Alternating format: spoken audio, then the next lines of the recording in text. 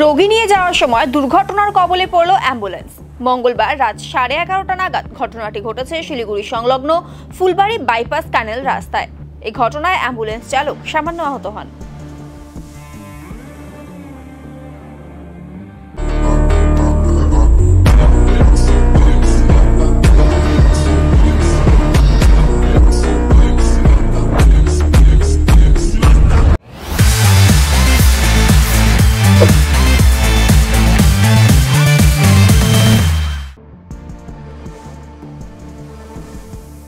মালবাজারের দিক থেকে রোগীকে নিয়ে অ্যাম্বুলেন্সটি শিলিগুড়ির দিকে যাচ্ছিল। ফুলবাড়ি বাইপাস সংলগ্ন ক্যানেল রাস্তায় এলে অ্যাম্বুলেন্সটি একটি কন্টেনারকে ওভারটেক করতে গিয়ে নিয়ন্ত্রণ হারিয়ে রাস্তার পাশে উল্টে যায়। দুমড়ে মুচড়ে যায় অ্যাম্বুলেন্সটি। গাড়িতে থাকা চালক সামান্য আহত হন।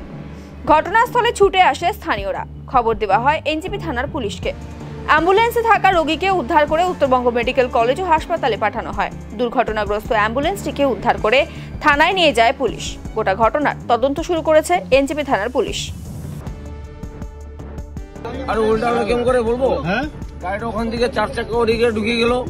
হ্যাঁ 10 চাকা আমি সাইড দিচ্ছিলাম, ও সাইড দিয়ে আমাকে চাপাই দিল।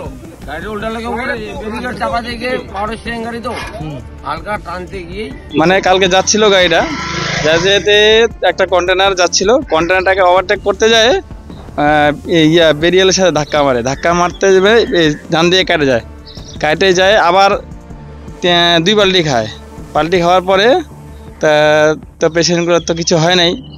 সেই পেশেন্টগুলোকে লাস্টে বাইর করে পাঠানো হলো মেডিকেলে পাঠানো। তারপর ড্রাইভারকে তো পুলিশকে ফোন করা হলো, তো পুলিশ আসলো, পুলিশ এসে ড্রাইভারকে নিয়ে গেল। তখন বাজে 11টা 15-20 হবে। একাই পাল্টি খেয়েছে। এটা মালবাজার থেকে আসছে না। পেশেন্ট ছিল একজন আর পেশেন্টের সাথে ছিল 2 জন।